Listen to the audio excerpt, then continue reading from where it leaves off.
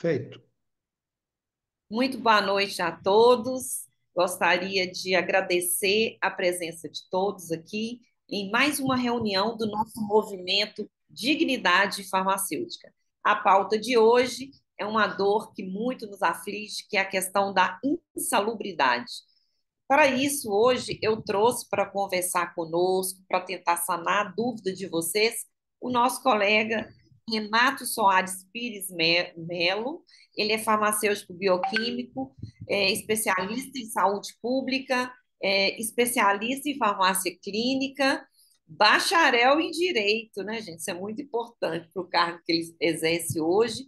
Ele é presidente do sindicato dos farmacêuticos do Tocantins, que é o Sindifato, e é também presidente da Federação Interestadual dos Farmacêuticos, a FEIFAR, e diretor financeiro da CNPL. CNPL é um nível mais alto, né? Tem o sindicato, a federação e depois a confederação. Renato é, então, diretor financeiro da Confederação Nacional das Profissões Nossa Senhora, tinha Liberais. esquecido dessa reunião. Aí eu queria pedir a todos para deixar o microfone desligado e passo a palavra para o Renato. Mais uma vez, Renato, muito obrigado pela sua presença, por ter aceitado esse convite de conversar conosco aqui, os farmacêuticos mineiros. Tem alguns até de outros estados aqui que estão nos acompanhando nesse movimento. Mais uma vez, né? Movimento, todos juntos pelas nossas causas. A palavra é sua, Renato. Valeu. Muito obrigado, Júnior, pela apresentação, né? Dizer que é uma satisfação muito grande estar aqui com vocês, para a gente poder ter um bate-papo. De maneira alguma, a gente vai esgotar aqui esse assunto sobre insalubridade, tá? Porque ele é muito extenso, ele é muito vasto e ele é um assunto muito antigo, tá? Muito antigo. Eu montei uma apresentação aqui que eu vou passar para vocês, algumas informações sobre o tema, para que a gente tenha noção de onde surgiu essa ideia da insalubridade, o que que é insalubridade, conceito, como a justiça identifica essa insalubridade para a nossa categoria farmacêutica, né? E voltado principalmente para o segmento de farmácias e drogarias, que é o nosso maior campo empregador, né? O último levantamento que a gente fez pelas estatísticas do Conselho Federal de Farmácia, nós tínhamos um pouco mais de 340 mil farmacêuticos registrados nos conselhos de farmácia de todos os estados. E desses 340 mil, aproximadamente 60, 70% são empregados de farmácias e drogarias, o varejo farmacêutico, né, o ponto de venda, tá? E, ao mesmo tempo que ele emprega a maioria dos farmacêuticos, é também o segmento que causa maior problema para a nossa categoria. Supressão de direitos, jornadas de trabalho, assédios moral e sexual, a desvio de função, a questão de não pagamento dos direitos trabalhistas. Então, a infinidade de direitos que são suprimidos pelo segmento, às vezes por maldade, eu falo assim, maldade, mas é pelo dolo, pela vontade de fazer, e às vezes por desconhecimento da própria legislação, porque a gente tem uma legislação trabalhista que ela muda o tempo todo, tá? Então, além de ter uma legislação trabalhista que muda o tempo todo, a gente tem uma consolidação das leis do trabalho, mas a gente tem várias leis acessórias que acabam influenciando na relação de trabalho.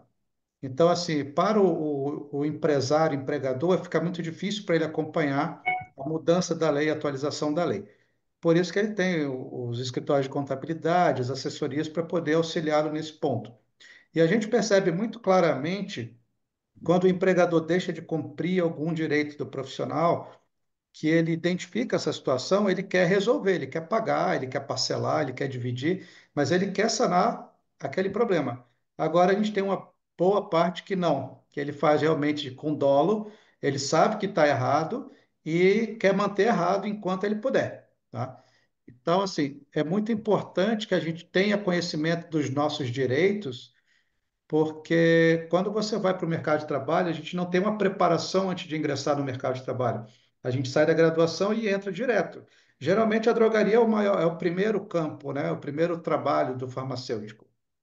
Então a gente tem que ter essa noção de direito do trabalho para saber quais são os seus direitos, tá? Como um profissional. saber o que que é um desvio de função, saber o que que é um acúmulo de função, saber o que é o direito adicional de insalubridade, de periculosidade, enfim, férias, 13º, uma série de situações, tá? No Sindicato dos Farmacêuticos, a gente acompanha vários casos de profissionais que tiveram seus direitos desrespeitados e buscam no sindicato, né, uma assistência para essa demanda. E a gente fica, de certa maneira, feliz, porque eles sabem aonde buscar a informação, ou seja, o sindicato tem uma credibilidade, e ao mesmo tempo a gente fica triste porque por saber que a nossa categoria está sendo massacrada no mercado de trabalho, às vezes por falta de conhecimento, né? Aliás, eu diria que na maioria das vezes por falta de conhecimento, tá bom?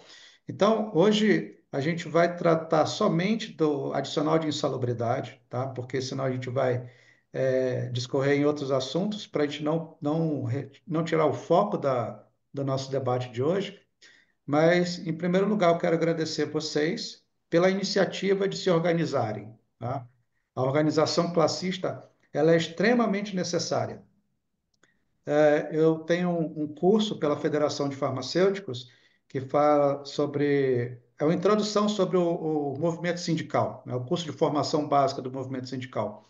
E desde que o mundo é mundo, né? Desde a primeira organização social, que as categorias se reúnem, tá? Como profissionais para deliberar assuntos pertinentes à sua categoria.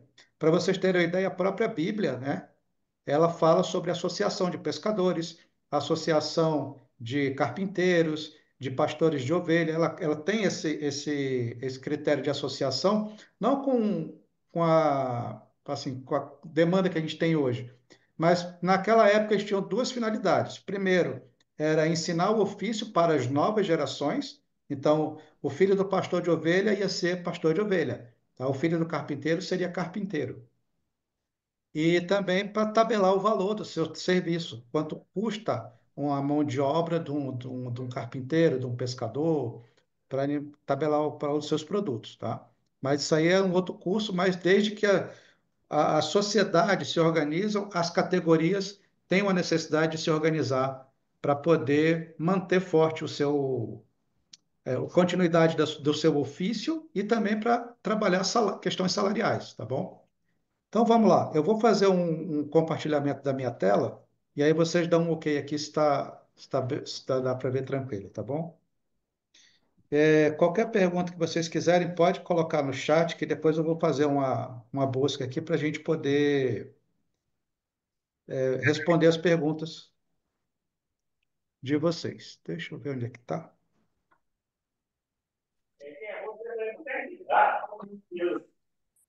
Eu desisti por estar direto, você não tem uma cadeira.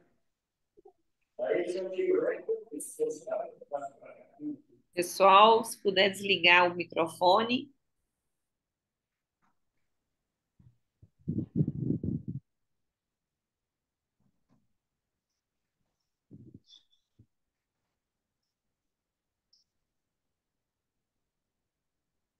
Tá ok. Minha tela está aparecendo para vocês?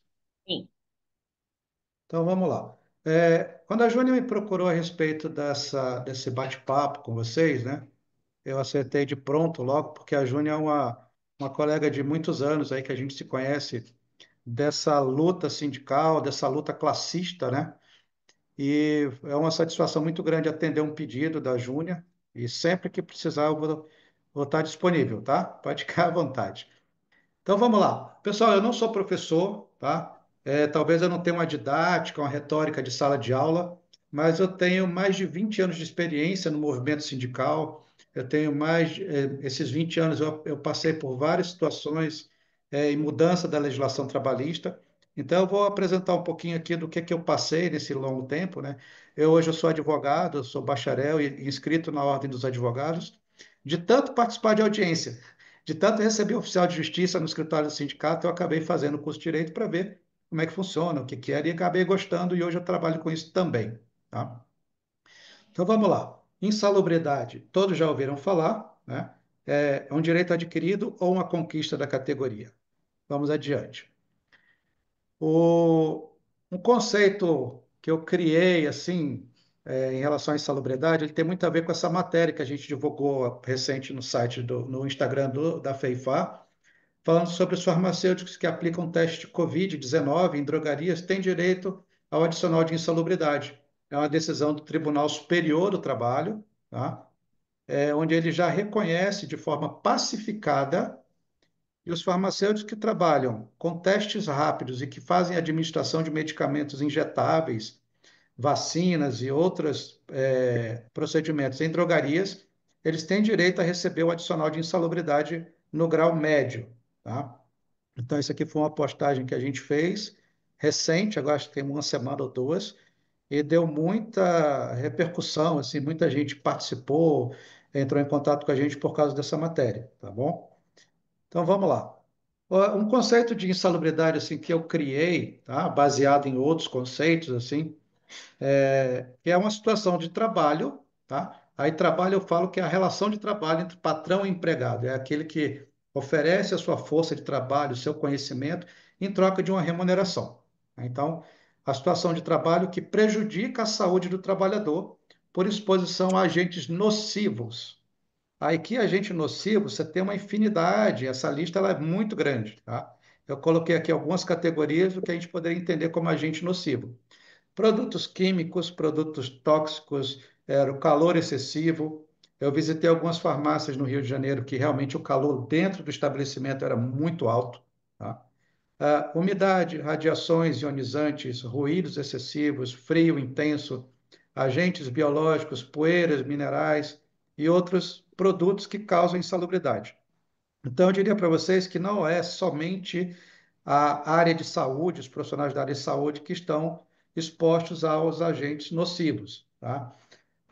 Por exemplo, o trabalhador que da parte dos eletricitários, que trabalha com rede elétrica, energia elétrica, ele é um profissional que está sujeito a agentes nocivos, está exposto ao agente nocivo.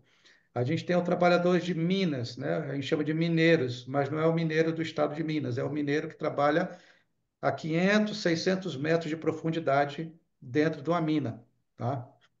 De exploração mineral. Então, ele tem também a exposição a poeira, a frio, radiação, ruído excessivo. Eu tenho os profissionais que trabalham com mergulho, por exemplo, aqueles que são mergulhadores de plataforma, que trabalham fazendo reparos em embarcações. Então, assim, existe uma série de trabalhadores que estão expostos aos riscos, aos agentes nocivos, tá? E a nossa categoria, a área de saúde, farmacêutico, a gente se enquadra aqui em algumas dessas situações, tá? Então, o produto químico, o pessoal que trabalha na indústria, né, e a farmácia de manipulação também, a magistral, ele está exposto a alguns produtos químicos. A gente tem os farmacêuticos que trabalham na área hospitalar com quimioterápicos também, estão expostos à radiação, a produtos químicos. A gente tem aqui os produtos biológicos, não precisa aprofundar muito, mas os colegas de hospital e os colegas de drogaria também que estão expostos a agentes biológicos. E principalmente, eu vou fazer um parêntese, a drogaria, a farmácia drogaria, como a gente conhece, e às vezes a gente até brinca, né, que tem mais farmácia do que padaria na cidade. Então, todo lugar que você vai tem uma farmácia abrindo, uma esquina tem uma farmácia. Em Brasília tem uma rua que tem 36 farmácias, uma do lado da outra, parede com parede. E as pessoas que vão para a farmácia, elas não vão passear, tá? Elas vão para a farmácia em busca de tratamento. Elas vão comprar um medicamento ou com insumo, ou vão comprar para alguém que está enfermo, está em casa, acamado, e precisa restabelecer o estado de saúde. Então, essa pessoa que vai até a farmácia, ou ela está com sua saúde comprometida, ou teve contato com alguém que está com a saúde comprometida. Ou seja, então eles são vetores que estão carreando agentes biológicos para o interior do estabelecimento. E lá ele vai encontrar um farmacêutico, normalmente só com um jaleco, tá? Uma identificação.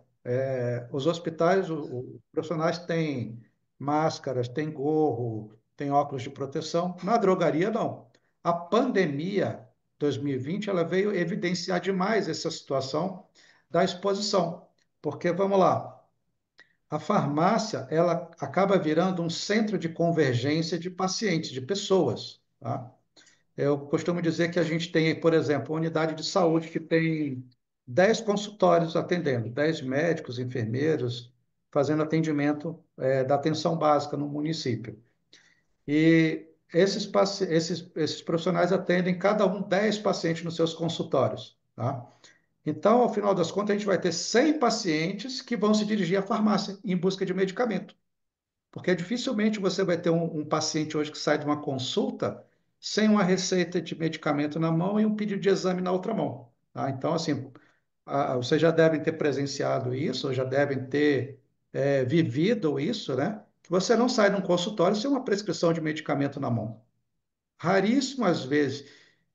Ou então um pedido de exame. Então, você vai até uma farmácia. Então, não tem como você se eximir disso, tá?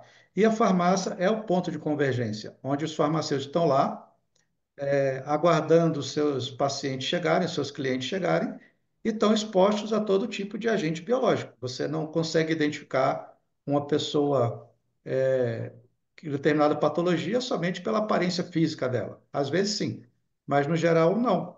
Tá? Então, são profissionais que estão ali 8, 6, 8, 10, 12 horas, às vezes 24 horas, expostos aos agentes biológicos. As pessoas que vão se dirigir até você, a pessoa que acabou de tossir, botou a mão na boca e pegou na sua mão para cumprimentar, ou pegou uma caneta no balcão com a mão contaminada e você pegou essa caneta depois para escrever. Tá? Uma infinidade de situações que a gente tem como elencar, mas não é o objetivo agora. Tá? Então, o agente nocivo seria isso, pessoas que estão carreando agentes biológicos para dentro da farmácia, encontrando seus farmacêuticos. A legislação, ela estabelece uns limites de tolerância, tá? Mas eu sou muito cético com o limite de tolerância para agentes biológicos. Eu faço um comparativo seguinte: você pega uma garrafa dessa de PET de 2 litros, né, de Coca-Cola, vazia, e você coloca a água do filtro, água potável, para beber. E aí você vai na rua, pega lá uma poça de lama, uma poça d'água na calçada de casa ali, pega uma gota e coloca dentro dessa PET de 2 litros. Você vai consumir aquela água?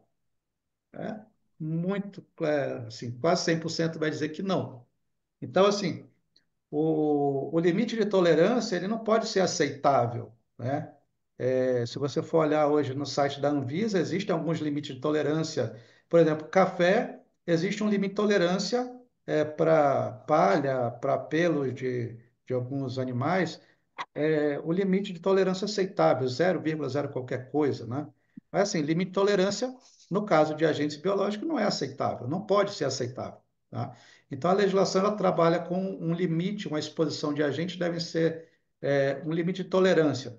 Então, assim, o nível de decibéis de um determinado ruído, a temperatura acima ou abaixo de determinada temperatura, para identificar se aquilo é um calor excessivo ou um frio excessivo, tá? Trepidação, trabalhadores da construção civil que trabalham com trepidação. Então, existe as normas regulamentadoras que acabam tratando desses limites. Tá? Então, a legislação ela trata desse limite de tolerância. Então, a gente não tem, assim, cada situação é única, não tem como dizer que para uma pessoa o frio de 40 graus, não. Um calor de 40 graus é excessivo ou não, né? Aí a pessoa vai para uma sauna, fica 15 minutos a 60 graus. Então, o limite de tolerância ele é subjetivo, não é um padrão, tá? Mas a lei determina esse limite de tolerância. Por que que eu falo isso? A legislação ela trata a insalubridade como um padrão, tá? Então, a gente tem a CLT, que trata das regulamentações das leis do trabalho, mas eu vou mostrar para vocês de quando é esse limite estabelecido, né? E a gente tem as normas regulamentadoras, em especial a número 15, que trata dos agentes biológicos, tá? Da questão da insalubridade. Acho que eu tenho 32 ou 34 normas regulamentadoras, eu não lembro agora exatamente, tá? Mas a nossa que a gente vai tratar aqui, no caso, é a número 15. O adicional de insalubridade, a legislação prevê, né, no caso, que é um adicional na remuneração para o trabalhador que exerce funções insalubres. Esse adicional ele é baseado no grau de insalubridade. Então, alguém precisa determinar qual é o grau da insalubridade a que o profissional está exposto. tá? Mais uma vez, é aquele limite que a legislação determina. A partir daqui é tanto, abaixo disso é tanto, tá? Então, a lei que trata desse assunto, ela é uma lei antiga, tá? Então, a Constituição Federal de 88, ela já prevê no artigo 7º aqui o direito dos trabalhadores. O adicional na remuneração, o adicional de insalubridade e periculosidade. As atividades penosas a gente não tem mais hoje no Brasil, tá? Mas era assim, vamos lá, o pessoal que trabalhava com abelhas, um exemplo aqui, tá? Trabalhava no apiário, sujeito a picadas de abelha, sem nenhuma paramentação. Então, era uma atividade penosa. Trabalhar carregando pedra, materiais pesados, ferro, vidro, sem proteção, nas mãos e bota. Então, essas atividades a gente praticamente não tem mais. Elas ficaram muito mais, como é que a gente fala, direcionadas ao trabalho interno em escritórios, né, do que a atividade física em si. A CLT, que ela tem uma seção que trata somente da questão das atividades insalubres e perigosas, né? E aí aqui ela é dada pelo artigo 189 da CLT. Eu não vou ler ele todo, mas olhem só, esse artigo 179, ele é datado de 1977, tá? 77. Eu não vou fazer a conta agora, mas a gente tem aí uns quase 50 anos de defasagem do conceito dessa atividade perigosa e insalubre, tá? Então a legislação ela não mudou. E essa lei aqui ela alterou uma que era de 67. Então essa lei 6514, que é de 77, ela alterou uma mais antiga ainda, que era de 64, 67, alguma coisa assim. Então, desde então, a gente não tem nenhuma atualização legal em relação à insalubridade.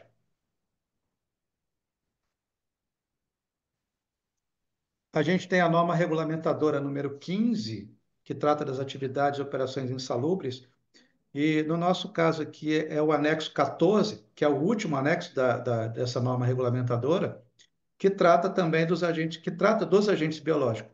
Mas ela é, gente, de 79, tá? Então, é uma lei muito, é uma portaria muito antiga. A gente tem portarias do ano passado, de 2024, mas a nossa de insalubridade que interessa a gente, ela é de 79, ou seja, não existe um interesse do poder público em atualizar essa norma regulamentadora, o anexo 14, que interessa ao profissional, no caso da gente da farmácia e drogaria, tá?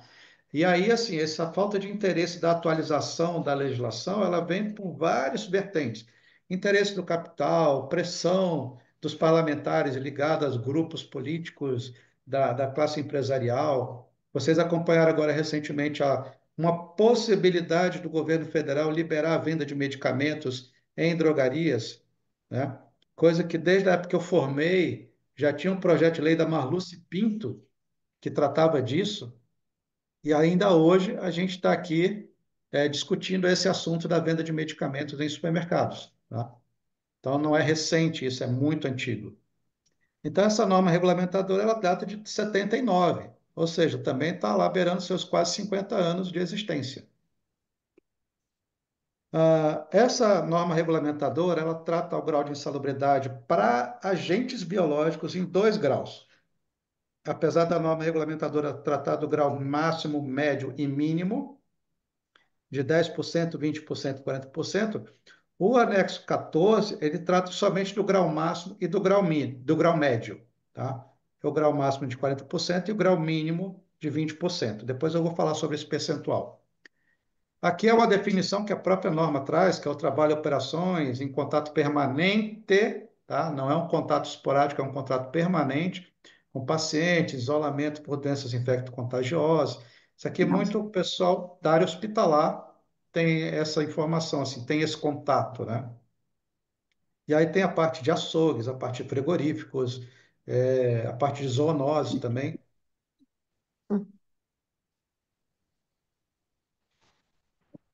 O grau de insalubridade médio, que é onde a gente se enquadra.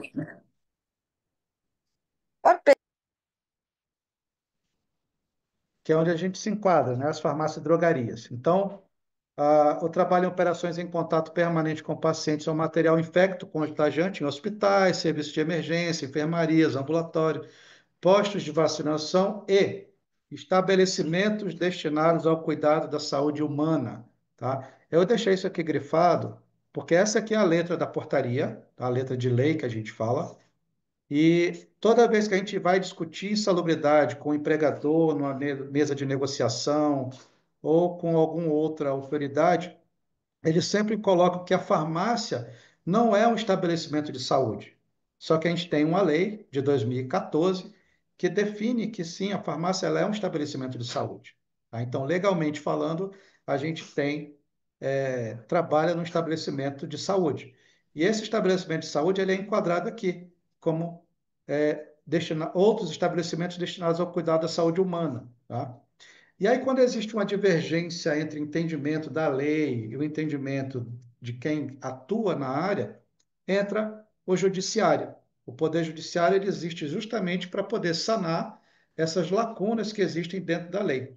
Então, se a lei é omissa ou se a lei é dúbia, estaria a dupla interpretação, a gente teria o judiciário para poder dirimir essas dúvidas, tá? Esse questionamento. E aí a gente tem aqui uma série de jurisprudências. Eu fiz uma pesquisa hoje, com algumas variáveis, eu encontrei mais de 1.800 decisões judiciais favoráveis a ações de farmacêuticos, farmácias e drogarias, que fazem administração de medicamentos injetáveis, que fazem testes rápidos, inclusive o teste de Covid, dando direito ao profissional ao pagamento do adicional de insalubridade de 20%, tá?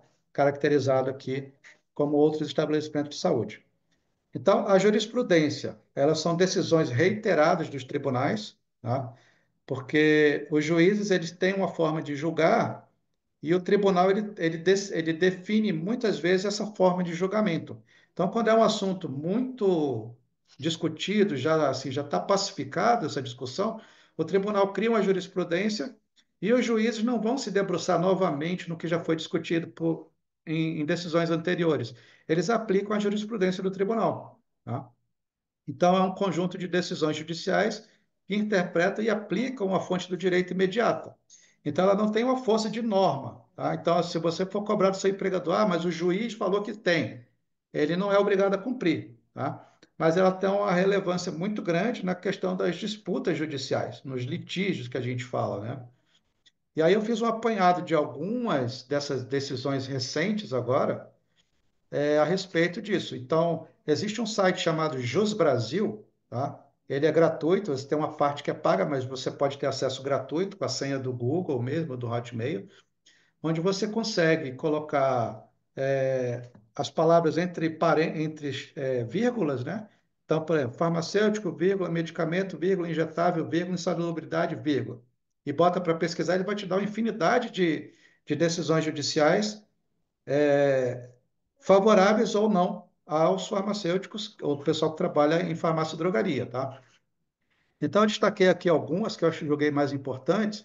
Por exemplo, essa aqui é do TRT9, é lá do Paraná, lá do estado do Paraná.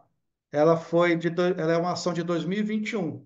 Então, assim, nós estamos em 2025, quatro anos praticamente, tá? Para você ter um resultado de uma ação judicial. E isso aí é a parte que desanima, porque eu não consigo entrar com ação hoje, daqui a uma semana eu ter uma resposta do judiciário. Porque o judiciário, apesar de ser eficiente, entre aspas, né, de julgar, independente de quem está à sua frente, ele demora muito para ter uma decisão. E dessas decisões cabem recursos, e cabem recursos, e cabem recursos. Então, a gente tem algumas ações que são de 2013, de 2012, que tiveram sentença transitada em julgado agora, em 2024, 2025. Tá?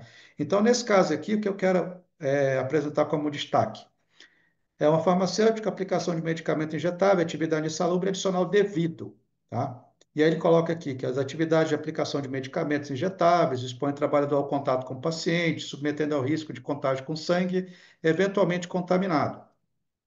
Da mesma forma, a realização de testes de COVID, ou seja, é uma decisão recente que englobou a pandemia, né? Também coloca o empregado em risco de contaminação. diante da fácil alta propagação do vírus da SARS-CoV, tá? E um detalhe que eu destaquei aqui, assim, de acordo com a jurisprudência dominante do Tribunal Superior do Trabalho, o farmacêutico ou atendente de farmácia que elabora com aplicação de injetáveis, ainda que de forma é, aleatória, né? Não direta, tem o direito adicional de insalubridade em grau médio, nos termos da NR 15 do Ministério do Trabalho, recurso da autora que dá provimento, tá?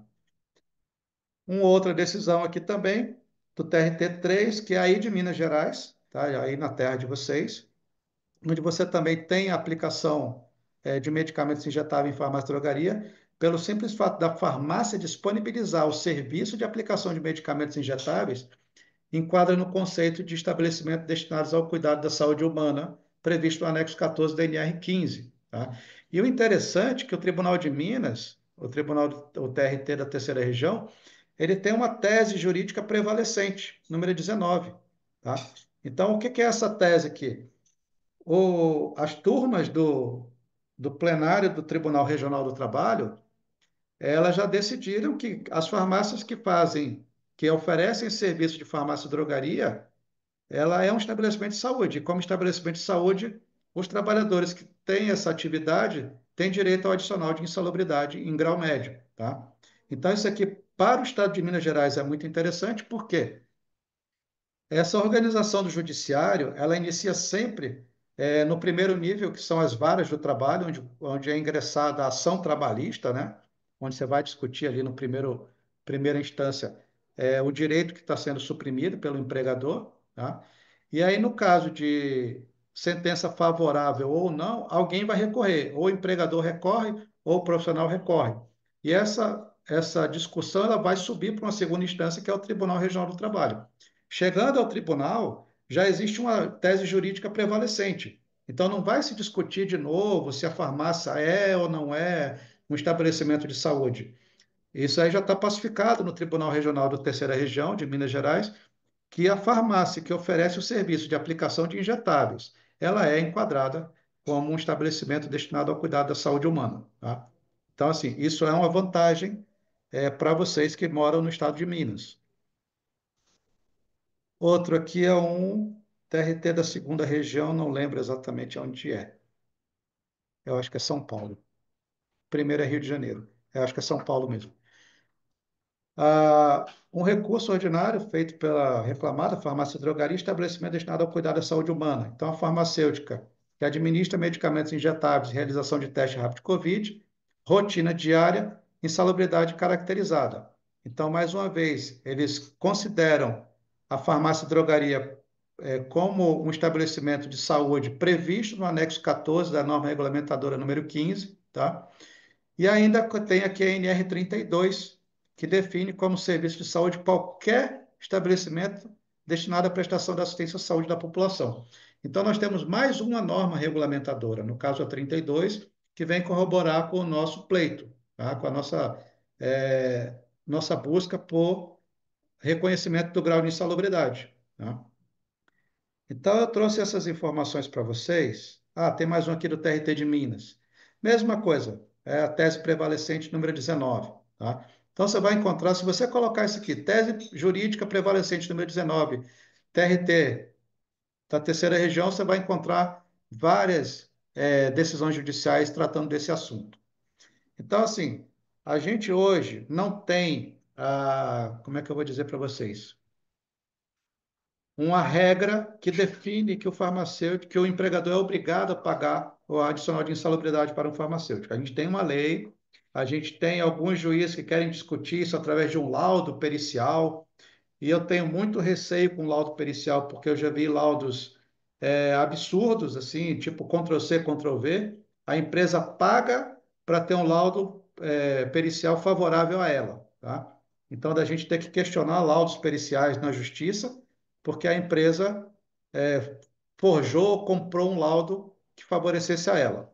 Tá? E, assim, grandes redes, eu não vou falar nome para não ter problema, mas existem essas situações que a gente tem que levar para o Tribunal Superior do Trabalho. Então, são laudos periciais feitos por médicos do trabalho, feitos por engenheiros do trabalho, que mesmo diante de todas as provas, mesmo diante de todos os registros da atividade do farmacêutico, eles consideram que essa atividade não é insalubre, pelo simples fato da empresa fornecer luva, máscara, um jaleco, material de proteção individual, que ele estaria isento da insalubridade. Tá? Então, existem essas situações administrativas também que jogam contra a nossa categoria. Tá?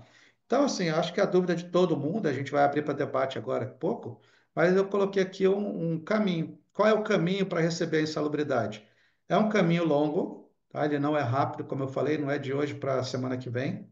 Ele é alguma coisa que vai demorar alguns anos. Talvez, na maioria das vezes, o farmacêutico ele vai receber aquele valor, ele já nem trabalha mais naquele estabelecimento, tá? Porque o processo ele é moroso, ele demora realmente. Então, o caminho é a reclamatória trabalhista, ingressar na situação judicial. Porque a partir do momento que as ações começam a chover, entre aspas, que a gente fala, né? Várias ações cobrando a mesma coisa, os tribunais começam a entender que existe uma demanda, né? E essa demanda ela reflete também no Congresso, que tem que regulamentar essa norma, essa questão da insalubridade para os farmacêuticos. Existe um projeto de lei que está em andamento, mas esse projeto de lei precisa ganhar força com decisões judiciais. As decisões judiciais é que vão determinar a modificação de uma lei. Por quê? O juiz também não quer ficar decidindo a mesma coisa para sempre, né? Então, assim, para ele já é meio que automático, já tem um Ctrl+C, Ctrl+V. É farmácia, farmacêutico está cobrando insalubridade, ele faz a administração de medicamento injetável? Faz, então pronto, condena a empresa ao pagamento do adicional de insalubridade, desde a época devida, com correção, com isso, com aquilo. Tá?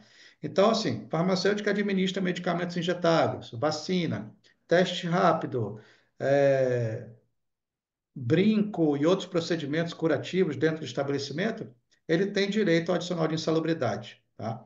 O adicional, gente, não é uma premiação, ele, vamos dizer, ele é uma compensação, porque a empresa não conseguiu cessar 100% do risco de exposição. Então, o profissional ele continua exposto aos agentes biológicos, talvez numa intensidade menor, mas continua exposto, e a empresa não consegue sanar, não consegue zerar essa exposição. Então, paga-se um adicional de insalubridade. Tá? E aí, para o nosso desespero ou não, o Superior Tribunal Federal, o STF, mais precisamente o ministro Gilmar Mendes, ele definiu que o adicional de insalubridade ele tem como base o salário mínimo regional. Então, assim, a gente está falando aí de um adicional de insalubridade de pouco mais de. Vou pegar aqui minha calculadora. Hoje o salário mínimo está 1.412 vezes duzentos e oitenta e 40. dois reais. É o mínimo até 564,80, que é o máximo. Então, assim, e esse valor, ele ainda vai ser somado ao salário e outras gratificações para poder descontar imposto de renda e previdência. Tá? Então, acaba que no final das contas, ele é um valor irrisório para uma exposição que a gente tá acontecendo no dia a dia da drogaria, né? A gente tem lutado muito em algumas negociações para colocar essa base de cálculo, o salário do profissional, né, para que ele receba, mas assim, o dinheiro é o de menos, tá, gente? O risco, a exposição e às vezes o afastamento do trabalho, por estar exposto a um agente insalubre, ele não tem dinheiro que pague, a vida não tem preço, né? Então, isso a gente é um debate que a gente tem que fazer, mas num segundo momento. Hoje a gente está tentando trabalhar a questão da legalidade, tá? Então, trabalhou, recebe trabalha com essas atividades, tem direito de receber e o empregador tem que pagar. Se é caro, se o encargo está demasiadamente alto para o empregador, isso é uma outra discussão que não cabe a gente. O que cabe a gente é somente a gente buscar o nosso direito, tá? Não é um serviço obrigatório do estabelecimento, ele não é obrigado a prestar esse serviço, mas que ele, a partir do momento que ele escolheu oferecer esse serviço para os seus clientes, ele também tem que se adequar ao que fala a legislação, tá bom? Bom, vamos lá, as dúvidas e perguntas, por uma questão de ordem. Quem tiver alguma pergunta, levanta a mão aqui que fica na ordem, na sequência, tá? Aí eu vou chamando um por um, tá bom? Eu tenho uma pergunta, não estou sabendo fazer, vou fazer uma pergunta. Vai lá, vai lá. Eu vou iniciar aqui o rol das perguntas, mas deixar aqui para os colegas Nós temos colegas aqui igual o Leles também, que participa bastante, né, Leles? Colega aí do Triângulo Mineiro. Mas, assim, o que eu queria só, se você depois pudesse tirar uma dúvida, assim, eu vejo que o valor é irrisório, difícil de ganhar, como você falou. Mas, para mim, o que é interessante é a questão para a aposentadoria, porque isso tem um, uma, um benefício maior para isso. Porque eu sei que o farmacêutico que tem a insalubridade, se tiver, ele pode aposentar com 25 anos, igual uma amiga enfermeira aposentou. Tá? Eu tenho um amigo farmacêutico, para os farmacêuticos aqui que estão presentes, de farmácias independentes, que são farmacêuticos e proprietários, que eu vejo, eu vi alguns aqui. Eu tenho um colega aqui do Vale do Aço que ele contratou um advogado e ele fez laudo e ele conseguiu, como farmacêutico proprietário, provar a insalubridade através do PPO, PCMO, essas coisas aí, e aposentou, tá? E a outra pergunta para você responder depois, a gente pode fazer uma rodada de três, eu até publiquei hoje, é sobre esse PL que está em andamento, PL 1853 de 2023, que fala de ter o laudo técnico, o farmacêutico contratar e aí provar a insalubridade através do laudo técnico, fica mais fácil de ter o direito adquirido da insalubridade. Mas que é um valor irrisório perante o que nós estamos expostos. Eu, por exemplo, trabalho em um hospital, a gente está exposto ali a muitos agentes nocivos, isso não paga a nossa saúde. Mas, por outro lado, eu lembro aqui que nós escolhemos ser profissional de saúde. Eu, por exemplo, amo o que eu faço e trabalho em um hospital. Eu estou vendo um colega ali também, parece o André, que trabalha com medicamento, já trabalhou com Oncologia. endoplasma, né? Então, assim, a gente escolheu ser farmacêutico e está exposto. Então, o valor é irrisório, mas para a aposentadoria, eu acho que assim, nós temos que ter esse direito adquirido por isso. E não é só para os empregados, é também para os colegas que são proprietários. Tá bom? Você quer fazer uma rodada de três, Renato? Pode ser, pode ser. Quem está com a mãozinha aí, pode abrir o microfone. A Quem está? Rebeca agora. Eu, Rebeca. eu só queria fazer uma colocação, porque é o seguinte, igual você falou aí do valor de insalubridade, eu trabalho na rede pública, né? Sou servidora pública aqui na minha cidade, trabalho no SUS atualmente. A gente recebe sim um valor de insalubridade, que é um valor irrisório, como foi colocado aqui. Várias vezes, mas quando a gente entra com o processo, igual eu entrei com o processo lá, o valor de salubridade que foi favorável, claro, tem as outras partes do processo, foi em cima do salário do farmacêutico, do piso. Por quê? Que tem essa diferença de quando a gente entra na justiça e são várias questões trabalhistas, mas eu sei que teve sim a perícia judicial no meu ambiente de trabalho, que foi favorável, e eu sei que o valor, pelo que o advogado me passou da insalubridade, foi em cima do salário do farmacêutico, no caso, o piso, que era vigente na época que eu estava trabalhando lá. Existe essa diferença? Existe sim. Hum, só para eu Tá, entender. Mas se você tá. quiser esperar mais alguém, que aí você explica tudo. Se alguém... Tem o Jair aqui, levantou a mão também. Boa noite, pessoal. Eu sou farmacêutico do município de Caranaíba, trabalho na rede farmácia de Minas e eu tive uma avaliação do perito lá, me parece que foi ano retrasado. E como o palestrante falou, desculpe fugir o seu nome aqui agora, Renato. foi citado, igual você falou aí, foi um laudo Ctrl+V, Ctrl+C, entendeu? Porque eu trabalho na farmácia pública. Para mim, estava constando lá para mim atender os clientes da drogaria. Poxa, se eu trabalho na farmácia de Minas, eu estou atendendo pacientes, são usuários do sistema do SUS, né? No caso, na época, eu ainda pleiteei a questão de refazer isso, mas a gestão se negou a refazer, entendeu? Existe alguma forma de eu estar tentando reverter essa situação?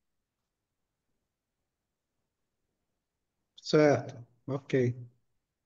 Vamos De- lá. Ah, Só me fugiu o seu nome, como é que é mesmo? é Perdão. Renato. Renato. O próximo aqui é o André Luiz, que levantou a mão. Boa noite, Renato. Tudo bem? Tudo jóia. Eu gostaria de fazer uma contribuição aí. Como a Júnia havia falado, eu atuei muitos anos na oncologia, né? E a oncologia sempre foi um mistério aqui, porque como não tem o farmacêutico incluso na NR15, farmacêutico que manipula oncológico, né? Citostático, muitas instituições não pagavam, né? Algumas sim, outras não. Então, era muito da avaliação do perito ou do pessoal do segurança do trabalho, né? E aí, muito recentemente, as instituições agora passaram a pagar, né? Por causa daquele parecer da Funda Centro. E com relação a entrar na justiça, depois que alguns profissionais deixam o trabalho, também tem feito grande. Os juízes têm acatado, né, aquele parecer. E serve também para a questão de aposentadoria. Aí uma dúvida que eu tenho com relação à aposentadoria com relação a 20% ou 30%, porque parece que foi acatado grau máximo, né, para servidores da oncologia. Aí, nesse caso, seria quantos por cento para de aposentadoria? Você sabe me falar, Renato? O máximo foi 40%, né? 40% a título de pagamento da insalubridade, né? Agora eu falo para aposentadoria, acho que abate, acho que 20% do tempo trabalhado, a título de aposentadoria. Acho que é isso, se eu não me engano. Essa era a minha dúvida. Ok. Já, eu vou responder já, André. O próximo aqui é o Jalber Tavares. Isso. Boa noite. Boa noite especial para a Júnia, que é a nossa colega aqui de Minas, né? Boa noite, Jô. Eu tenho Bahia duas de histórias para volta contar já. para vocês. Tudo bem, né? É o seguinte, eu tenho duas histórias para contar para vocês aqui. Eu trabalhei no município de 2015 a 2019, na farmácia de Minas, que é a farmácia de prefeitura aqui de Minas Gerais, que atende o município. E eu atendi pacientes com hanseníase, com tuberculose, dispensei frente a frente. Aí eu descobri um colega que pegou os recibos desses pacientes que eles tinham atendido, entrou na justiça e com essa pega aí da NR15, que atende a estabelecimento de saúde, né? Ele conseguiu a insalubridade. E eu saí de 2019, eu tomei posse no outro município, onde eu estou até hoje, entrei na justiça nesse município antigo, requerendo a insalubridade. Aí eu fui, quando eles acionam a gente para ir ao fórum, como é que chama isso? Fugiu aqui a palavra agora. Eu recebi uma Audiência. intimação. Recebi a intimação para ir é, conversar com o oficial de justiça. Com o oficial de justiça, não, com o perito daquela cidade. Entrevista dele, me perguntou como é que era meu trabalho. Eu falei, ué, mas o senhor tinha que ir em loco para fazer a sua investigação, né? Ele falou, não, não precisa não e tal. Falei para o meu advogado achou estranho, achou um absurdo, fez uma manifestação, e aí ele foi contrário, esse perito foi contrário a esse benefício que eu estava reivindicando. A gente perdeu na primeira instância, foi para a segunda instância, perdemos também. Mas aí fica o assombro, né? Porque, como o advogado disse, que o perito tinha que ir em loco, né? A perícia é feita no local que você trabalha. Enfim, agora eu estou desde 2019 no município aqui da minha cidade. E aí aqui eu já estou como bioquímico no laboratório. Aqui eu peguei a pandemia sozinho no laboratório, porque a maioria dos profissionais que estavam lá arrumaram o medo era muito grande, aquela época que ainda não tinha vacina, que a gente não podia sair de casa e a gente trabalhando, né? O laboratório não podia, principalmente o laboratório não podia parar. Eu fiz testes rápidos, atendi aqueles pacientes todos com, com Covid ou não, que ainda não tinham diagnóstico, e agora a gente está reivindicando novamente a insalubridade, porque aqui tem uma lei, a lei aqui que manda pagar para o bioquímico, ela é a partir de 2022. A gente está indo para que está em 2025, eu estou requerendo o período anterior. Antes de 2022, pelo período que eu fiquei exposto, que eu trabalhei sozinho no laboratório. Mas era isso, eu queria contar só a minha história aqui de como é que foi a minha batalha, está sendo, né, a minha batalha aqui para reivindicar uma insalubridade.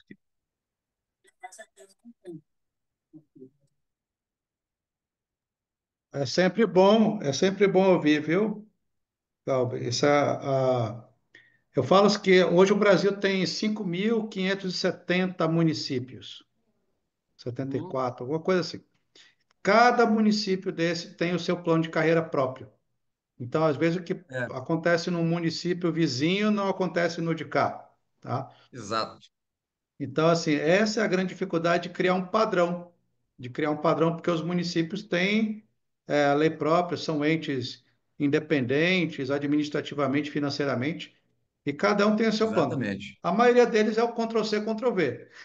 Eu já peguei plano de carreira aqui de alguns municípios que o nome do município que ele copiou estava lá ainda, em algumas partes. Ele esqueceu de colar, de trocar tudo, né? Geralmente é assim. Geralmente é É. assim.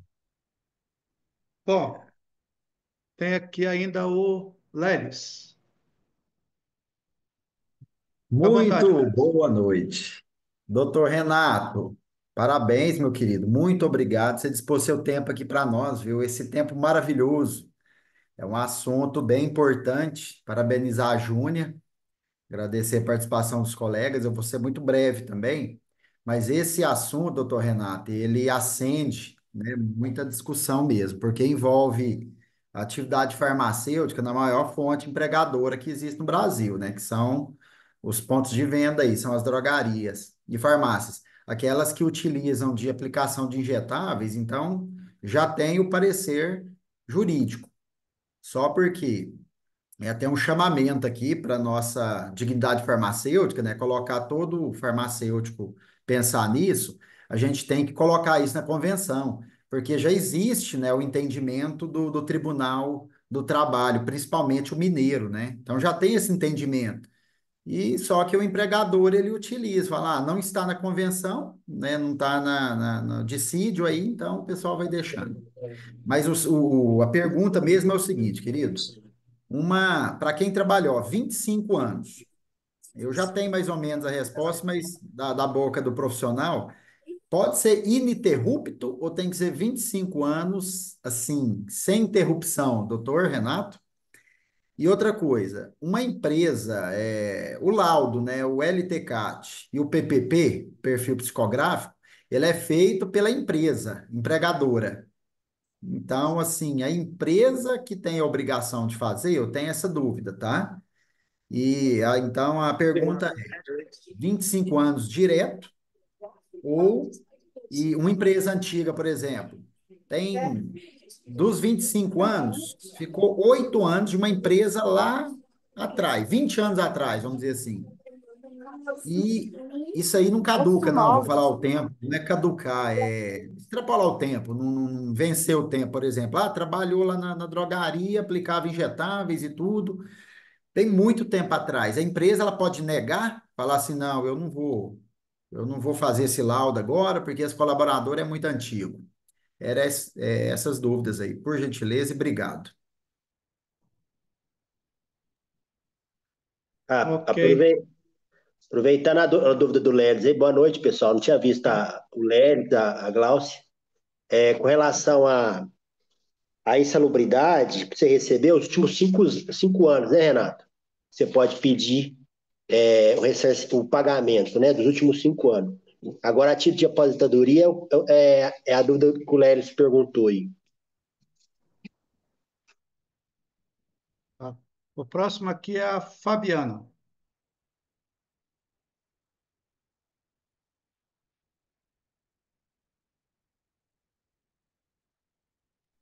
Seu áudio está Pa- desligado. Ah, sim.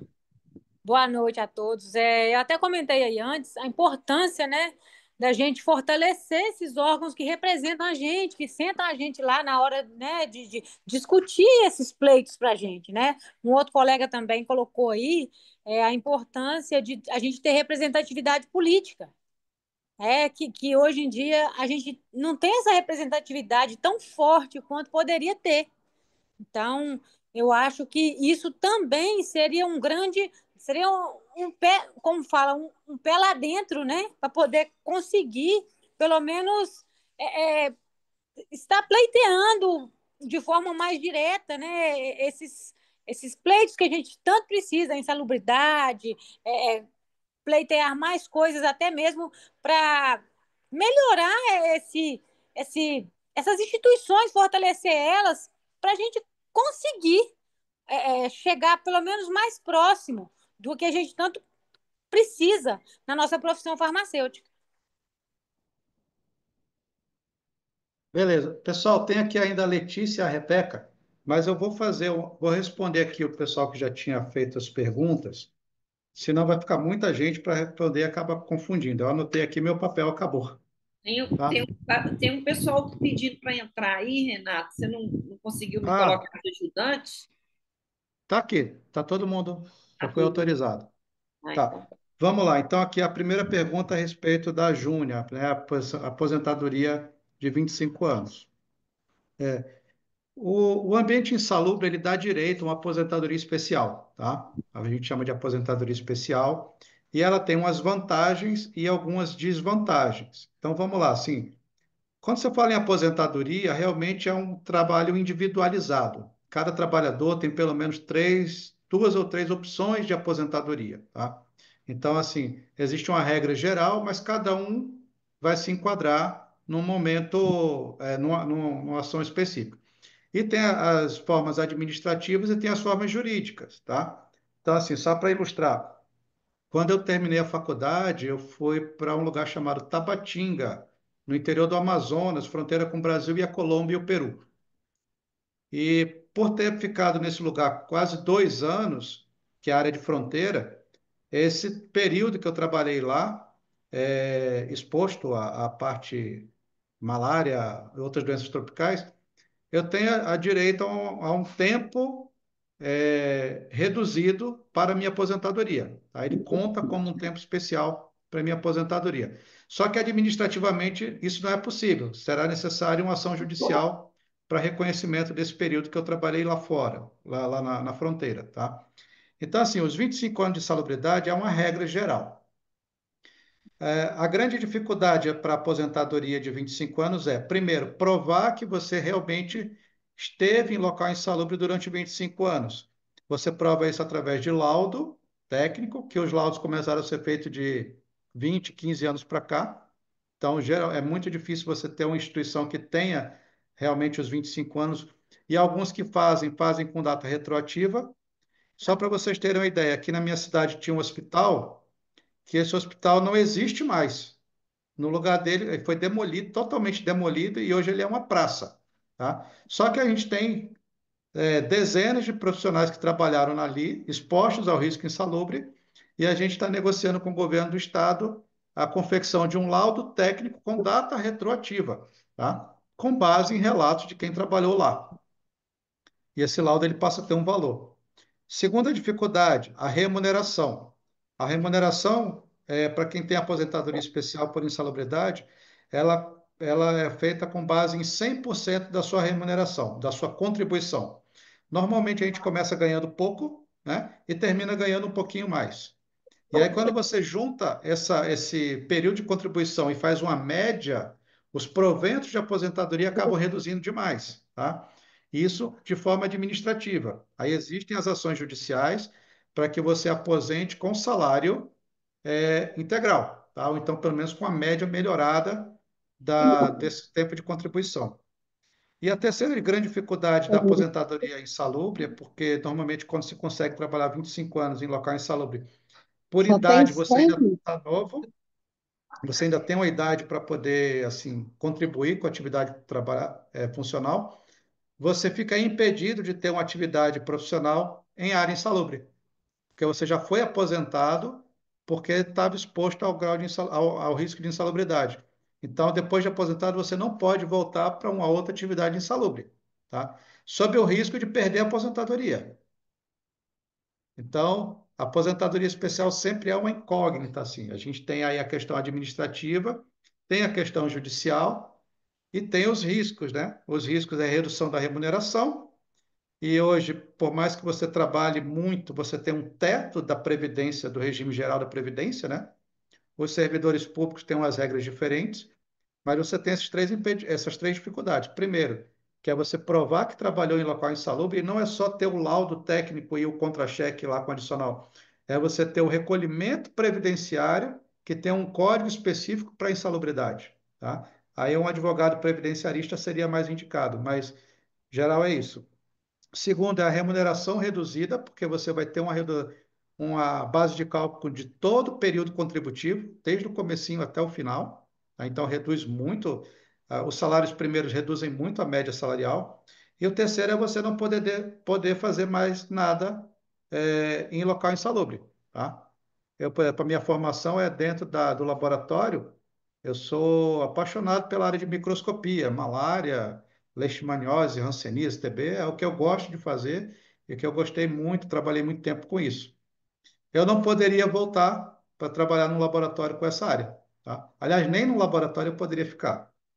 Então, Júnior, esse PL que está em andamento, o 1853, a gente está acompanhando ele também, assim, o andamento dele, tá? Mas ele não é a salvação da lavoura, ele é mais um instrumento que vai contribuir com essa discussão, tá? É bom que se faça pressão, é bom que o conselho esteja presente, é bom que as entidades estejam próximas para a gente poder fazer uma pressão dentro do Congresso, porque é uma necessidade de todos os trabalhadores dessa área, não só farmacêutico, mas toda a categoria da área de saúde precisa ter a regulamentação dessa insalubridade, tá? Bom, respondendo aqui a Rebeca, a questão da rede pública, Rebeca. A rede pública realmente ela tem um diferencial, como eu falei. Cada prefeitura tem o seu regime jurídico único, seu estatuto do servidor, plano de carreira, como o nome é o que menos importa, é o que define as regras de trabalho entre o empregador e a prefeitura, tá? Então, ali tem o seu período de progressão salarial, vem falando sobre database, vem falando sobre férias, licenças, exposição, adicionais. Então, cada plano de carreira de cada prefeitura é individualizado. Tá? Então, o pessoal da rede privada tem um tratamento, a rede pública tem outra. Alguns da rede pública, eles recebem insalubridade com base no seu salário base, tá? Não é o salário cheio, é o salário base. Outros recebem com base no menor salário do plano de carreira, da tabela do plano de carreira, tá? E outros recebem pelo salário mínimo. Então, cada prefeitura tem a sua maneira de atribuir esse adicional de um plano de carreira, tá? Respondendo aqui a pergunta do Jair, que trabalha em Caranaíba. Ô, Jair, Renato, só mais oi. uma perguntinha do que eu falei. Eu perguntei porque eu entrei no processo e o cálculo foi em cima do piso. Quando você processa a empresa, aí não é em cima do salário mínimo, é isso que me surgiu a dúvida também. Olha, depende do pedido, tá? Porque assim, apesar do STF ter definido que é em cima do salário mínimo regional, nada impede que você peça que o adicional seja pago em cima do seu salário base, tá? Se a empresa não impugnar, vai o que está na sentença. Então, a sentença que vai definir, a sentença do juiz é quem vai definir qual que é o percentual do grau de insalubridade, qual que é a base de cálculo, né? Então, vale o que está na sentença. Nos pedidos que a gente faz aqui, a gente sempre pede para que seja pago com base no salário do profissional, tá?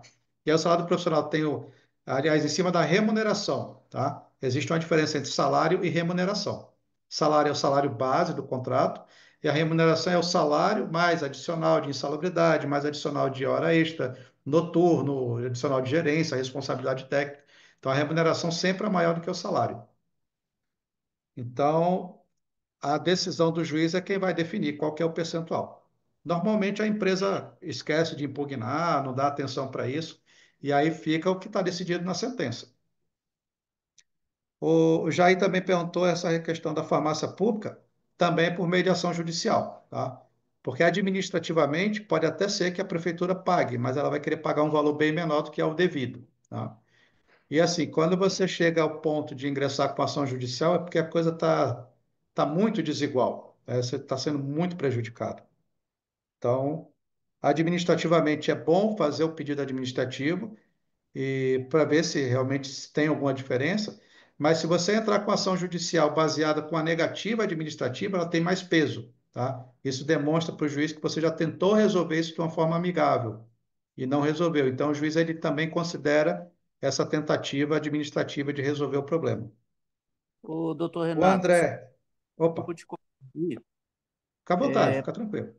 O caso foi o seguinte, é igual eu expliquei para você na hora que eu falei, o laudo lá foi Ctrl+C, Ctrl+V, entendeu?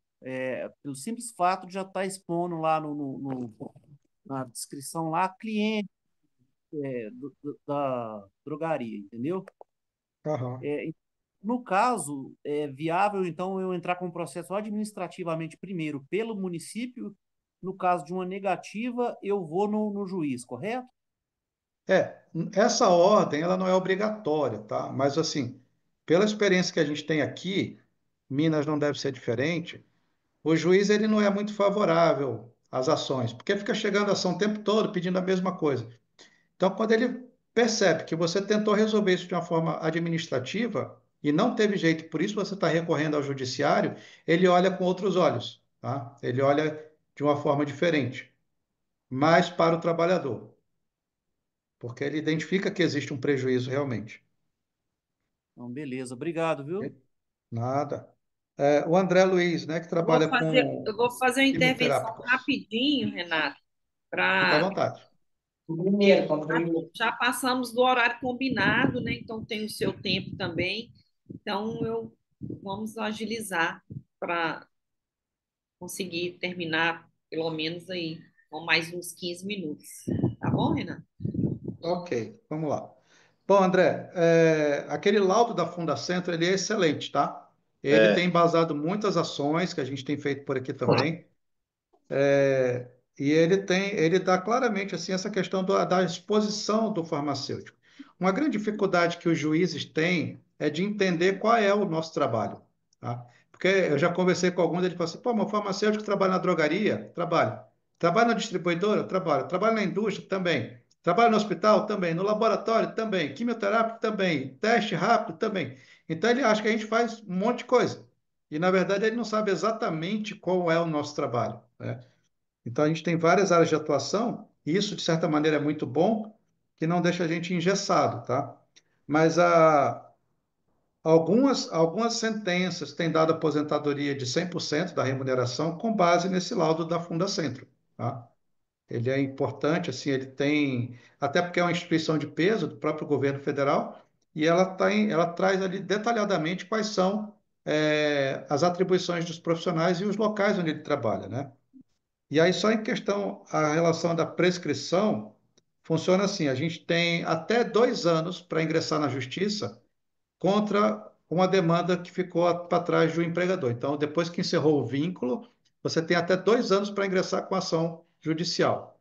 E você pode cobrar até os últimos 5 anos dessa ação. Então, por exemplo, se você tinha 10 anos de ambiente insalubre, você só consegue cobrar os últimos 5. O que ficou para perfeito, trás, perdeu. perfeito, é isso mesmo. Infelizmente é isso. É, Vamos lá, o Tavares, que trabalhou de 2015 a 2019 na farmácia de Minas, né? Trabalhava com paciente de Hanseníase também. Mesma coisa, cada município tem o seu plano de carreira, tá? Então é né? necessário pegar o plano de carreira do município e verificar o que que ele fala sobre isso. E se for o caso, pedir isso via juízo, via ação judicial, tá? Porque muita coisa do que é administrativo, como é o tal do Ctrl+C, Ctrl+V, às vezes a gente consegue descaracterizar o laudo, e eu acho até necessário que a gente não aceite o laudo que vem da empresa, é necessário que a gente contraponha o laudo para que o juiz determine um perito, aí sim vai ser um perito de confiança do próprio juiz, para fazer uma perícia técnica no local. Não existe laudo de insalubridade pelo telefone, e nem como fizeram aqui no hospital do estado aqui, o cara sentado na secretaria, ele telepaticamente visitou 19 hospitais e fez um laudo em 2008, e esse laudo está valendo até agora. Então, nós questionamos esse laudo dele por várias ações individuais, né? E a gente tem êxito com isso, porque o laudo, além de ser desatualizado, a forma como ele foi feito não traz credibilidade, tá? Então, a gente descaracterizou o laudo justamente porque ele não foi feito em loco, ele foi feito de forma telepática. Então, só por ouvir falar. Exatamente. Mas eu não sei se eu deixei claro aqui, a nossa reivindicação foi judicial. A gente entrou na justiça e passou, passou na primeira instância, passou na segunda e ficou por isso. Meu advogado tentou reverter, mas falou: ó, perdemos na segunda instância também. Nunca vi isso, mostrei meus argumentos e ficou por isso mesmo. É, Aí o processo nós judicial, entramos na assim, justiça, requeremos a justiça judicial. ele nem sempre é favorável, tá? Nem sempre ele é favorável. O que eu apresentei aqui algumas jurisprudências é porque se chegar com aquelas características, a grande chance de ganhar, porque já tem jurisprudência reiterada desses assuntos, tá? E aí, assim, sem conhecer o teor do processo, não tem como afirmar nada, né? Cada caso é um caso. Mas isso aí é para a justiça do trabalho que você está A justiça do trabalho para a área falando, privada. Quando se né? trata de servidor público, é justiça comum. Como eu sou servidor, exatamente, a gente entrou na justiça comum. Isso. Porque aí o Sem seu amparo empregador é um legal ente nenhum, né? público. Só com isso. Tá? Exatamente. O, vamos lá. O Leles Lima, né, falou assim que era necessário colocar essa adicional de insalubridade na convenção coletiva. Não vai mudar muita coisa, ajuda, lógico, porque tem muito empregador que só faz o que está escrito na convenção coletiva, né? Por exemplo, aqui a gente tem um empregador, agora, semana passada, que ele veio questionar a hora reduzida do adicional noturno, né? Quem trabalha à noite tem uma hora reduzida que não é de 60 minutos, é de 53 e 30, 52 e 30. E aí eu fui conversar com ele, ele falou, mas não está na convenção coletiva. Eu falei, não, a convenção coletiva só traz melhoria, o que está na lei é lei. Não tem que. A gente não vai colocar isso dentro da convenção. Mas mesmo assim, algumas empresas não iriam cumprir, então é necessário acionar a justiça. Porém, se é norma de convenção coletiva, o juiz não quer saber, tem que cumprir a convenção coletiva da categoria. Então, é mais fácil você conseguir êxito com uma cláusula de convenção descumprida do que se não tiver nada lá. Então, por mais que não tenha dentro da convenção coletiva, é interessante fazer força para colocar lá, tá? A nossa aqui, por exemplo, a gente não tem, que a insalubridade ela é obrigatória, mas a gente tem que o laudo técnico vai ser custeado pelo empregador. Isso aí já é uma vitória. Que aí a pessoa tem que solicitar e o empregador tem que cumprir. Tá? Empresa nega, tá. Ah, sim, sobre a questão do tempo, né? Os 25 anos. Ah, os 25 anos ele tem que ser em local insalubre. Não tem necessidade de ser 25 anos direto, tá? Pode ser de forma alternada. Só que aí, de forma alternada, você chega quase perto dos 30 anos da aposentadoria comum, tá? Então, pode ser feito sim de forma alternada. Aqui no estado do Tocantins, por exemplo, a gente tem uma dificuldade. Eu trabalhei, por exemplo, 15 anos no hospital. Então, esse tempo que eu trabalhei no hospital não conta como tempo insalubre, né? Deveria contar pelo menos um percentual. Juridicamente, a gente consegue diminuir esse tempo, né? Que ele conte para a aposentadoria. Administrativamente, não. Tá? Então, a Fabiana falou sobre o PL. Ah, tem as políticas classistas, né? Das entidades classistas. Olha, Fabiana, pautas classistas são muito difíceis de ser aprovadas no Congresso, tá? Muito difíceis mesmo. Se a gente chegar assim, com a reivindicação para a categoria dos farmacêuticos, sem demonstrar que aquilo tem um benefício social, dificilmente a gente consegue avançar com ela. Então, assim, a gente precisa mudar a roupagem dos PLs que interessa a nossa categoria, porque a gente tem que colocar isso como o prejuízo que causaria na sociedade o, essa exposição do farmacêutico. Tá? E se a gente for analisar, a farmácia, ela é o estabelecimento de saúde mais acessível que existe. Né? Mais acessível que existe. Você não chega no consultório do médico e agenda consulta para amanhã, nem no consultório do dentário, nem na fisioterapia, nem no psicólogo. Você vai ter agenda semanas ou meses para frente. E a farmácia não. A farmácia está ali na esquina da sua casa, pertinho da sua casa, perto do seu trabalho. Então, você tem um local que é acessível, tá?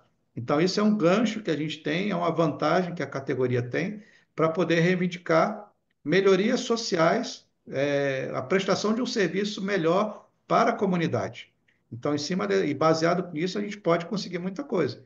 Mas a peregrinação dentro do Congresso, ela é gigantesca, tá? Ela não é simples, então realmente precisa da união das categorias, precisa do apoio da classe para poder contribuir, inclusive financeiramente também, ou politicamente, quem conhece seus deputados, quem conhece seus senadores, vereadores, que façam contato, que mande e-mail, para a gente poder pressionar. Porque os parlamentares têm esse receio da opinião pública. Tá? Eles não têm medo de mais nada, é a opinião pública que conta. Então a gente tem que realmente fazer essa mobilização. Certinho? A Letícia está com a mão levantada. Letícia, depois a Fabiana.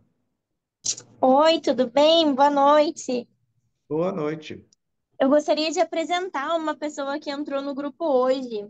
Ela é delegada de São José dos Campos. Aline, por favor, se você puder falar um oi. Mostra seu Acredito rosto que aí, Letícia, para ela nós. tem Abre sua muito. câmera. Abre sua câmera. Ah, tá, peraí. Ah Oi, lá, a pessoal, doutora Aline. prazer. Tudo bem? Estou só aqui acompanhando o bate-papo. Obrigada pelo convite, viu? Não, seja Ela é bem-vinda. delegada da nossa região. Ela representa todos os farmacêuticos da minha região. Então, achei muito importante ela participar aqui com vocês hoje. Ah, é Olha, fantástico. Eu sou aqui do CRF São Paulo, da região de São José dos Campos. Atualmente eu cuido de 21 cidades aqui com esses farmas maravilhosos aqui, que a gente tenta botar na cabecinha deles essa importância de estar aqui. É uma reunião importante, às vezes o pessoal acha que é perda de tempo, mas é fundamental. E, assim, acho pouco 28 participantes. Eu costumo puxar a orelhinha deles aqui, ela sabe. Que é importante, a gente a encabeça muito gente, essas a reuniões. gente já teve aí com 33, mas o nosso grupo tem 573.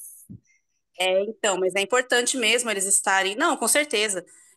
Às vezes muitos estão trabalhando agora, essas pessoas que fortalecem, né, esse trabalho. E é importante que tudo que vocês estão falando aqui é exatamente, gente, o que acontece. Inclusive, assim, eu estou fazendo um trabalho forte, a gente acabou de abrir um grupo técnico de trabalho aqui na sede.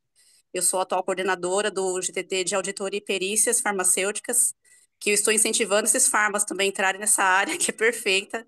Eu sou uma perita farmacêutica também. Eu já peguei uns casos assim e realmente houveram, sim, sucesso nesses casos. E é importante que a gente corra, assim, atrás dos nossos direitos, buscar mais todos esses órgãos. O pessoal fala muito de a gente precisa aproximar, mas, na verdade, os próprios colegas, às vezes, não se aproximam. Essas reuniões são importantíssimas porque elas fazem essa aproximação, esse gancho que a gente está precisando, né? É a única forma da gente chegar no contexto final, assim, de qualquer tipo de problema que a gente tenha, lógico, acessar os órgãos.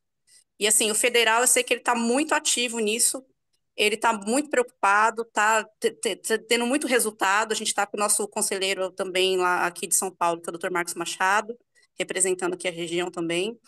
E com certeza a gente sabe que o trabalho está sendo muito bem feito.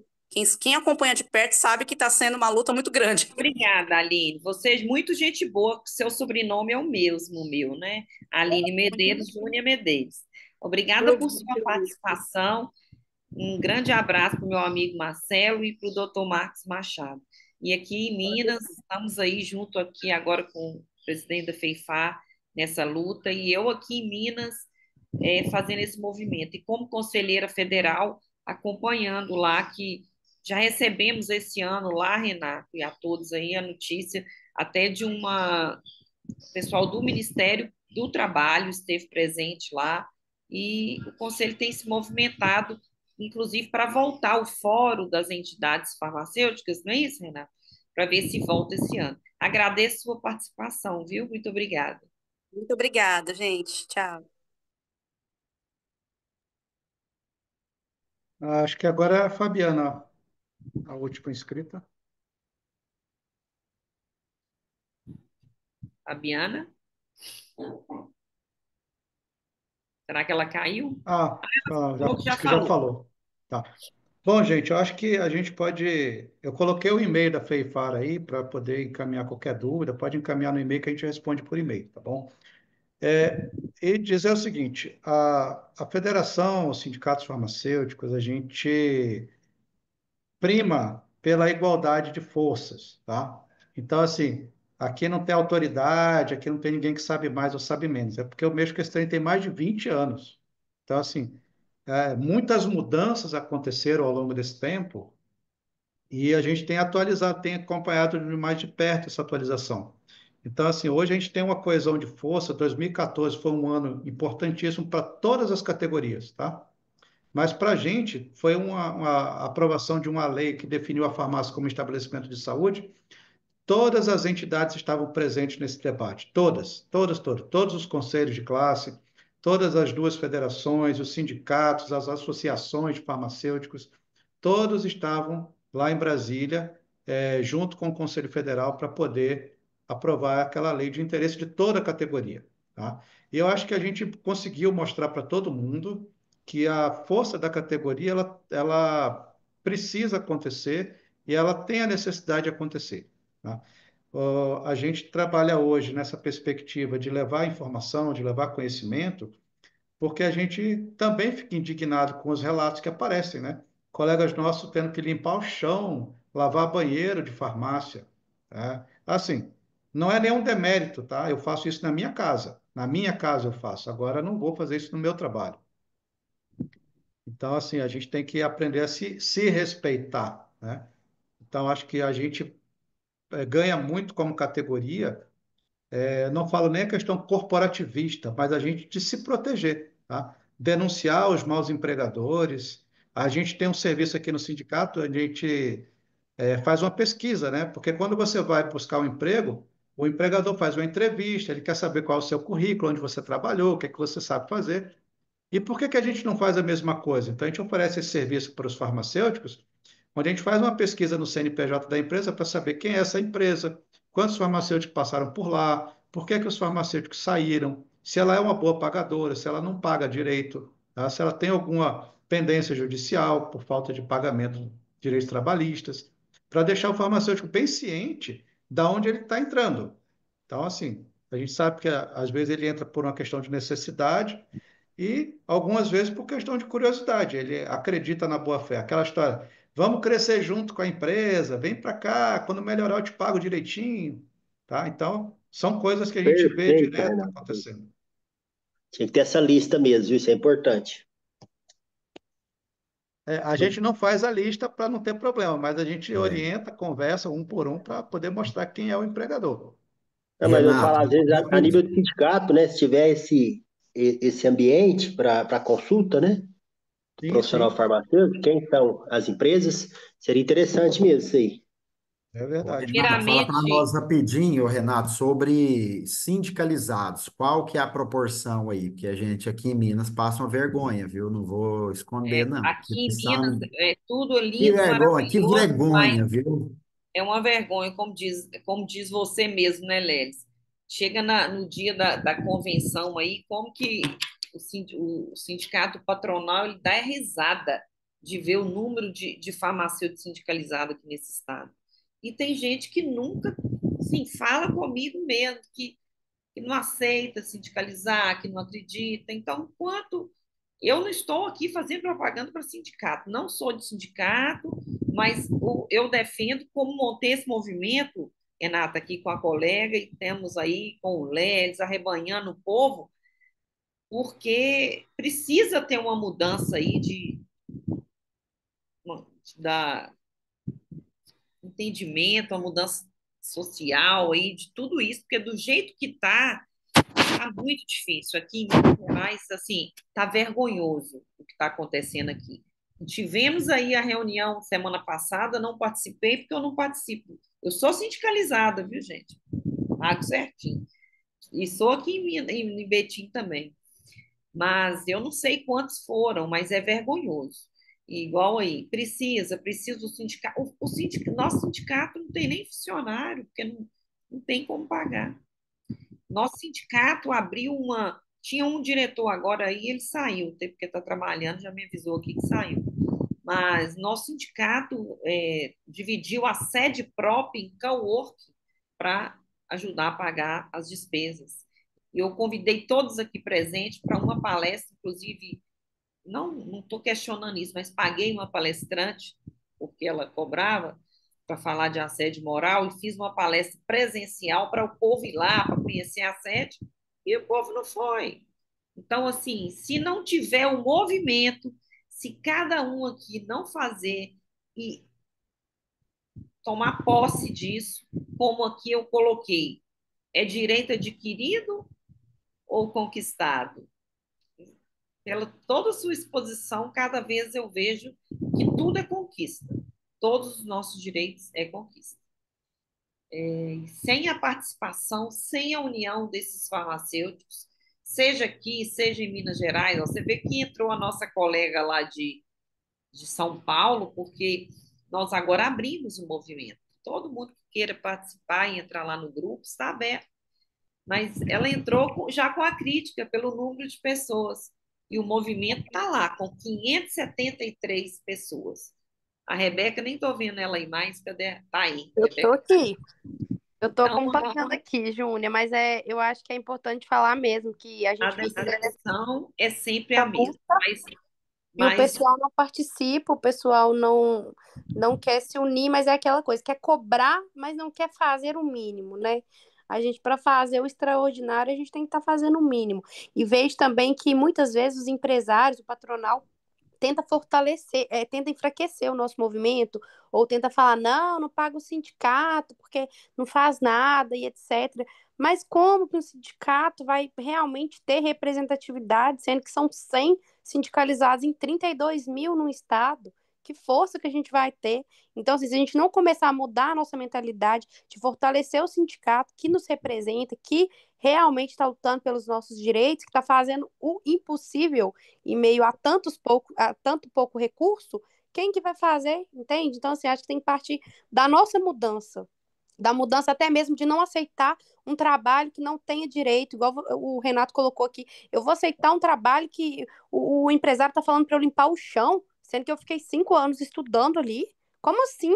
É a nossa mudança, tem que ser dentro da gente, a gente tem que saber o mínimo que a gente merece, isso é em relação a tudo, as nossas relações trabalhistas, as nossas relações amorosas, familiares, a gente tem que saber impor o nosso limite, porque infelizmente, senão todo mundo monta em cima, como se diz. Se você for pau para toda obra, todo dia vai ter obra.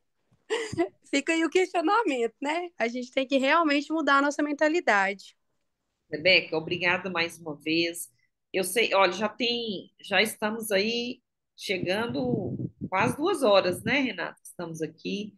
Eu sei que Renato tem uma família bonita e eu quero agradecer mais uma vez, passar a palavra para você fazer suas considerações e sem palavras mesmo para agradecer. E eu só vou falar uma coisa: eu não desisto, gente. Não desisto mesmo. Eu faço. Renato me conhece aí de outras lutas, né, Renato? De outras participações. Muitos aqui conhecem o meu histórico. Faço por um amor incrível. É, já estou aposentada aí no município, no outro agora fui chamada para um novo desafio, em breve vou anunciar, mas estou perto de aposentar e vou continuar me dedicando à causa, por amor. Por, assim, cada vez mais, vou trazer mais palestras, mais pessoas para conversar com a gente. Vou deixar aí um convite, se o Renato se disponibilizar para novos convites, novas pautas aí relacionadas. A palavra é sua, Renato. Muito obrigada. Já topei, só marcar a data. Olha, vários elogios aqui que eu já vi aqui, a sua palestra, então, muito obrigada. Gente, beleza, vamos lá. Assim, eu conheço várias categorias, tá? Profissionais da área de saúde, da área de exatas, da área de humanas. Eu conheço sindicatos que não têm conceito de classe, né? Por exemplo, Sindicato dos Trabalhadores do Comércio. É uma categoria grande, forte, que não tem sindicato, não tem conselho de classe. Jornalista também, jornalista, publicitário. Jornalista não tem conselho, ele tem um sindicato forte. Eu vejo o sindicato dos trabalhadores de condomínio, imobiliárias, trabalhadores de correios. Então, eu tenho contato com essa turma quase todos, assim.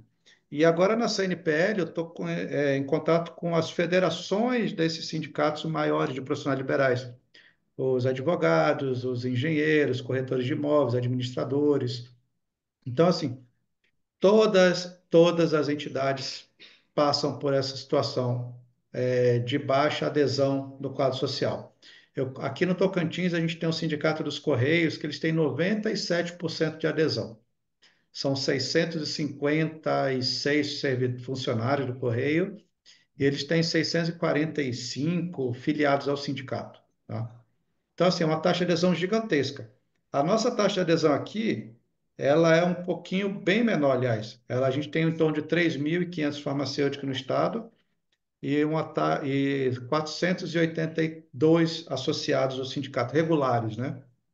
Mas, assim, a questão toda de todos os sindicatos, tá? Não é nossa categoria. Ninguém acorda de manhã assim, hoje eu vou filiar no sindicato, com vontade de filiar no sindicato. Não.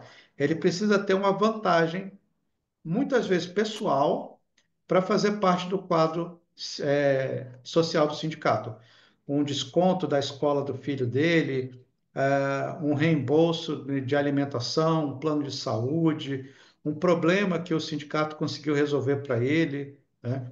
Então a gente fica o tempo todo pensando quais são os serviços que a gente vai oferecer que vão trazer vantagem para o profissional, tá? Então, assim, hoje a gente tem vários serviços que a gente oferece para o associado, e aquele profissional que não é associado, a gente recebe, trata muito bem, mas não responde é igual a gente responde para um associado. O associado a gente desenha, imprime, faz cálculo, mostra para ele, apresenta tudo, deixa tudo certinho.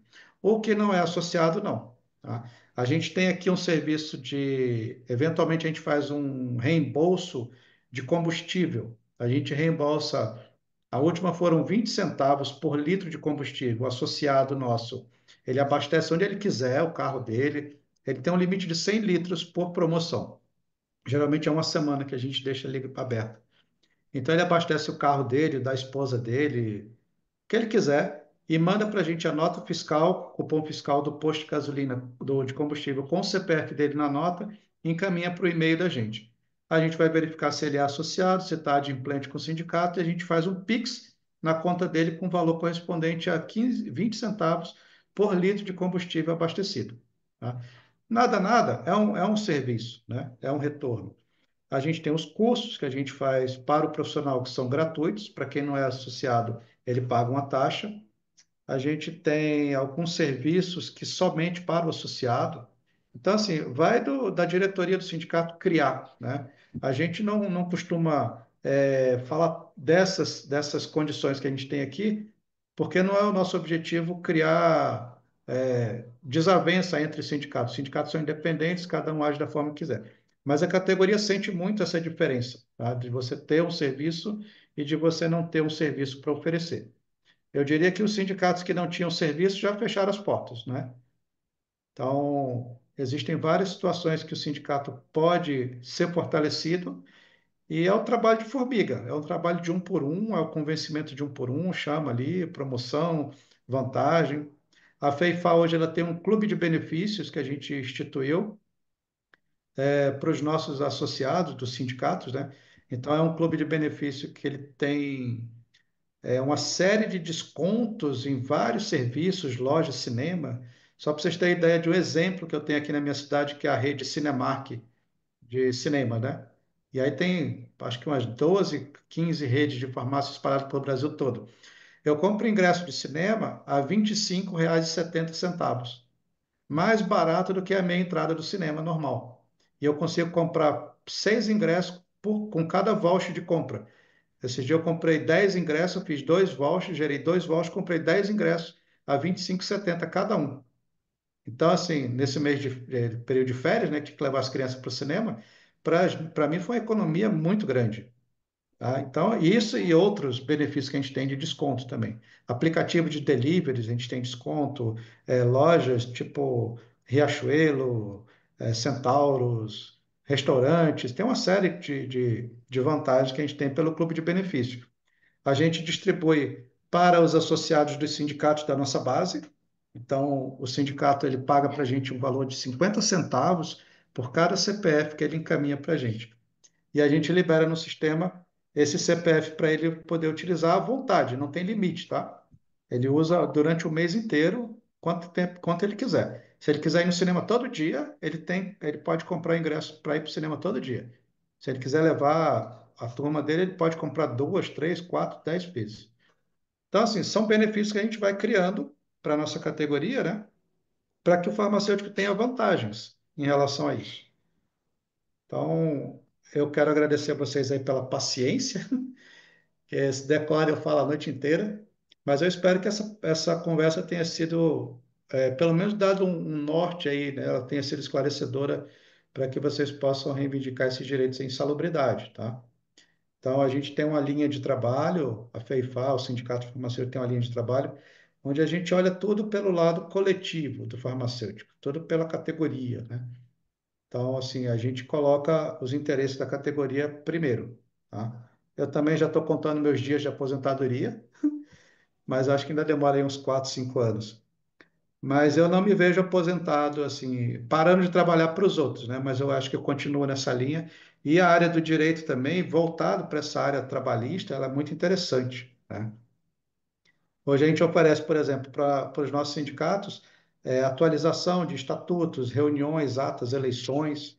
A gente faz uma eleição inteira pelo Telegram, aplicativo Telegram, de graça, com voto secreto, com inscrição, com tudo, né? Publicação de editais no Diário Oficial, acompanhamento de processos no Ministério do Trabalho, criação, registro, fundação, fusão, desmembramento, atualização, tudo. A gente oferece esse serviço para a nossa categoria. Então, assim, são coisas que a gente está buscando novos filiados todos os dias, né? Como eu falei, ninguém acorda com vontade de filiar, tem que ter uma vantagem pessoal.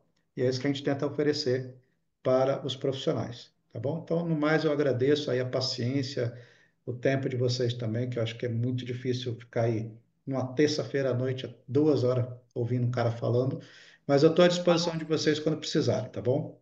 Muito Muito obrigado. obrigada. Queria uma foto. Todo mundo podia abrir um minutinho aí para tirar a foto. Como que é o print da foto, gente? Rebeca sabe fazer? Ah, liga a câmera, pessoal. Muito obrigada, Renato. Foi assim sensacional. Sua palestra foi um combustível para o nosso movimento.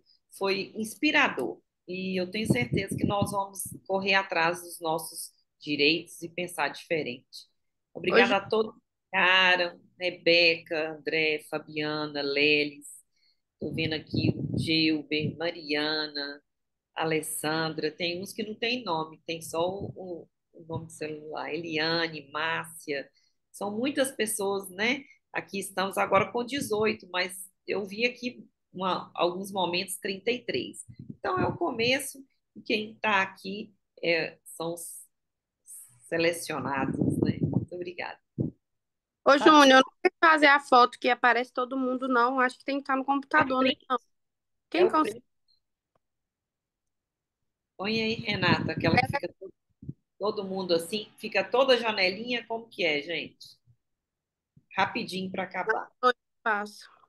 Consegue fazer, Lelis, pra gente o print? Fabiana, vou abrir. Ó, a Juliana Carvalho, nossa conselheira federal também está aqui. Oi, Sônia. Juliana. Vou tirar assim mesmo a foto, ó.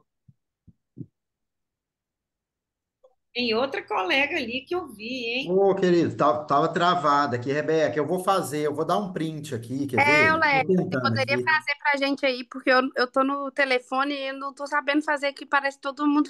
Ah, acho que tá todo mundo aqui, ó. Tem alguns que não puderam abrir as câmeras aí, Ana tá? da Vou UPA, dar minha amiga de todo mundo, contagem. todo mundo passou perfume aí? Sim. Passou? Então vamos ver aqui, só um minutinho, deixa eu tirar o chat. Vamos ver se foi. Sorrisão, hein?